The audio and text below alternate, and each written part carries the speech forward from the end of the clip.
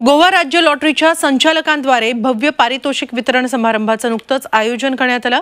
महाराष्ट्रातील नाशिकच्या नमिता सावकर यांना 1.5 कोटी रुपयांच्या राजश्री 1000 मंथली लॉटरीची विजेते म्हणून सन्मानित करण्यात आलं। कार्यक्रमादरम्यान गोवा राज्य लॉटरीचे संचालक नारायण गाड यांनी नमिता सावकर यांना स्वाक्षरीचा धनादेश आणि पुष्पगुच्छ देत गौरव केला।